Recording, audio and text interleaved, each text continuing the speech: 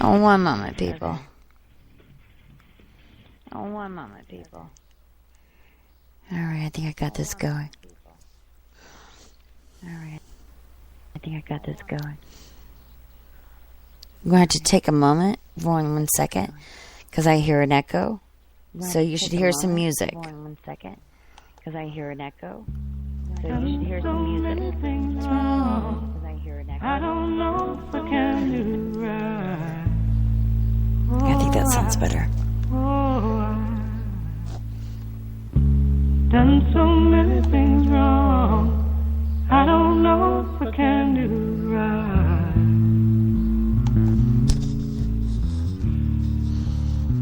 Can you hear me? Can you hear me? Yes, can you hear me? Yeah, we're in what they call the green room. I'm trying to simulcast on 2 networks, so I'm going to bring you on like halfway through the song. I'll introduce you. I had a bad echo, and so all right, I'm going to put you on mute. I'm outside. Somebody's trying to work on a car. If it's loud, just tell me. Just say not a problem. Oh, we're just going to roll with it. We're just going to have a good time. So I'm going to put you on hold for 1 moment, and then we'll be live. Sure.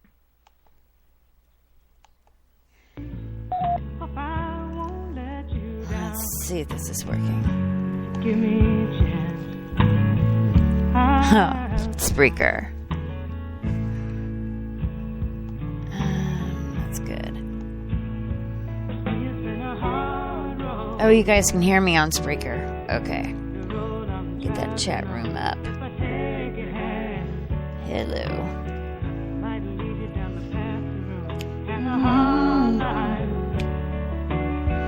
Just sing it so you'll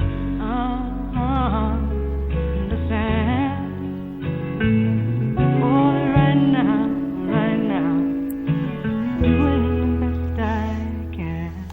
This point in my life.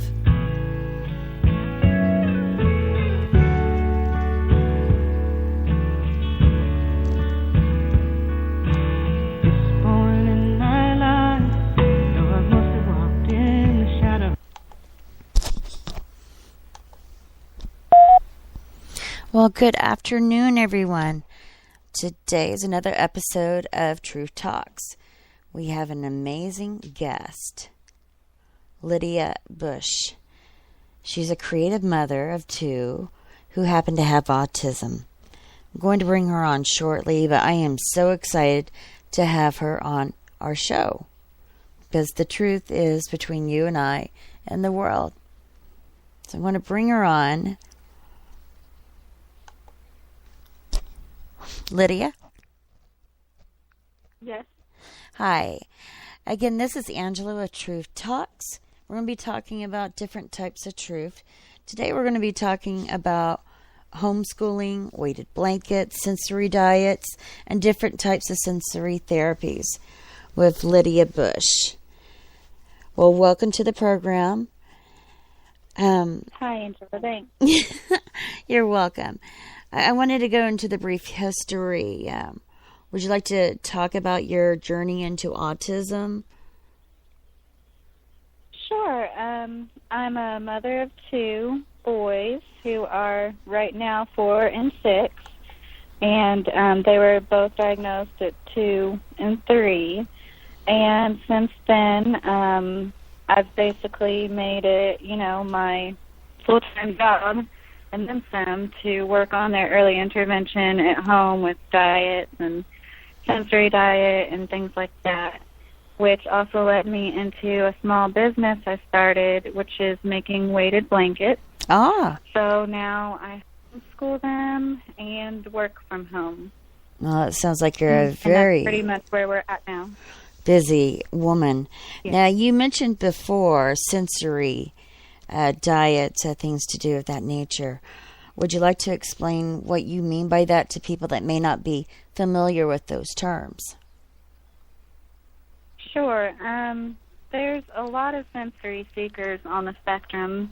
Of course, this isn't going for everybody because everybody's so unique, but a lot of sensory processing disorders are associated with autism and people that aren't autistic but still have sensory difficulties, just their anxiety, their overall well-being and level of calm can be so much better, which will lead to, better rest, better health, better education, and what have you, everything, better quality of life, if you do simple activities that give their body the input or the output it needs, such as simple things like jumping rope, jumping on a trampoline, even joint compressions, hugs, and knowing what joints to squeeze and for how long and things like of that nature.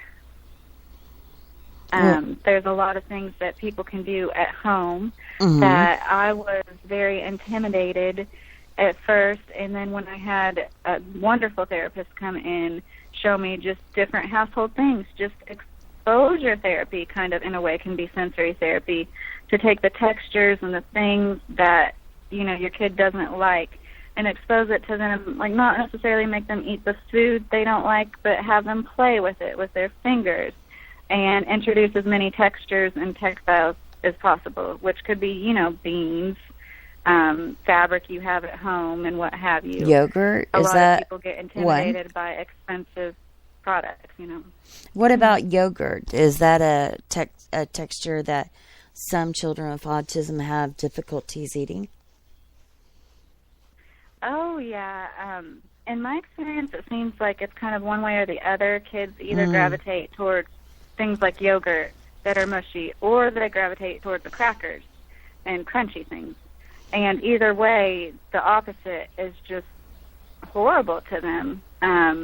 It is, you can't get them to eat it. So my kids were like that with the stuff like yogurt and pudding and applesauce for a while.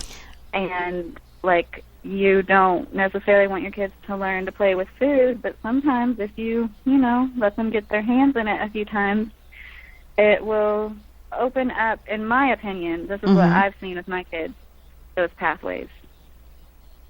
Well, that sounds good, because I would think if having difficulties with just the basic skills such as eating would keep a person or a child, in this case, from being productive and really and fully enjoying their life.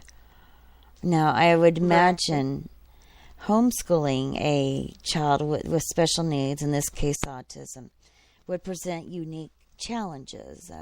I myself can relate to this. How do you feel about homeschooling? Were people in your family, your neighbors, were they supportive of this?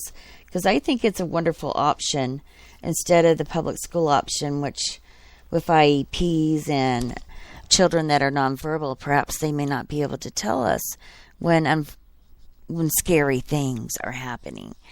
Can you tell us a little bit about that your journey into homeschooling? Right. Well, honestly, at first, it was not my first choice, and I felt a little backed into a corner. And once the public school system failed us with my oldest son, I didn't even try with the youngest. I do believe that it can be very beneficial to many people, and I know it's not for everybody, but for us it was a big transition, and we took a period of time where, it was mostly play and very little schoolwork, but now my son is doing great, and I'm very pleased, and we couldn't be happier. So if everything happens for a reason, I really do believe one of the reasons, they were diagnosed with autism and we went through the horrible experience we did with the school system was because he was meant to thrive under homeschooling. He knows the whole human anatomy, the solar system. He's very smart. He's in first grade. It sounds like he's enjoying his education. And that's the whole key, to enjoy the education, to get a full education. I personally believe if you can control the educational environment, the whole structure of their day, that a child on the spectrum is going to be much happier. For myself, I homeschool my two children, and I've had the therapist come to our home, and I can schedule the therapy around the education instead of the education around the therapy. And I found that beneficial. But I know some people in the community, the autism community, think that is just going a little bit too far, that quote unquote, I need a break. But I found it very freeing to teach my children at home, that I need a break moment. Things didn't seem as stressful. Did you find that to be true? Yeah, I didn't really answer your question. I found that to be true too. The majority, I wouldn't say overwhelming majority, but the majority of the response I get, especially from our community, is they need the interaction with their peers. They need to be socialized. But I agree with what you're saying. A lot of the time, they just need that space to grow, and it's different for every kid. Some kids do thrive in a school setting, but a lot of them, their individual needs are so unique, and especially when you have a school system telling you they can't handle those needs. It's really important to feel like you are empowered, and for a while I didn't feel empowered until I actually started to see how empowered he was, and he was becoming more confident around his peers. And I've had so many people, as soon as I tell them I homeschool him, they start recommending schools to me. Really? They start telling me, oh, well, I know this principal at this school. We lived next to a lady who was a former principal, and she kept telling us about the school she used to be a principal at. And it is, it is a little offensive because I take pride in being his educator, and I don't need any referrals to schools, and I didn't ask. But I know people are well-meaning, and it's just so different for them. Usually once I tell them how he's doing better and how he is social and he does get interaction, and it is quality over quantity, usually most people understand. It works for us, at least. Well, I believe it's a very good option that I think some parents overlook. The one thing I always thought of is that, what am I supposed to do? I can't do this. I get that comment from other parents, oh, I could never do that. Well, I believe that we are very much empowered as parents. And, if I can't tell a child how to say his or her ABCs, there is something wrong with me. That's the way I look at it. It's not that difficult to learn the grammars of English, of math, all the different grammars that are included. It's not that difficult. And how long have you been homeschooling? Well, Luca is, technically he's halfway through first grade, but he's almost done with his first grade curriculum. And, it was a little bit, even before his kindergarten year, I started doing, workbook pages and back and forth games and school time I set aside. But at that point, there was no back and forth with him. And he's come such a long way. But I do agree, a lot of people feel incapable, and with technology, especially today, it is very affordable, and there is so much information, and a lot of cities like where we're at in Kentucky are just amazing homeschooling communities where there's a field trip every week. Oh, you're talking about homeschool co-ops and yeah, things. Well, I'm not even a part of a co-op. Or a group, a support group, I guess is a good way to call it, too. That sounds wonderful. Yeah. We have a variety of groups we can choose from in Oklahoma. Now, I know one good thing about homeschooling is I do not have to worry about providing proof of vaccines. And one thing I do like to mention for those that have children in public school is that you do not have to vaccinate your child in order for that child to attend the public school. I just want to put that out there. I know we may have some people of children that are listening to this program. In every state, there are what is known as vaccine waivers, and they vary from state to state. The National Vaccine Information Site, I think that's the correct one, has a map, and you would click on your state, and it would tell you, like in my state, it's based on medical, intellectual, or religious. We have those three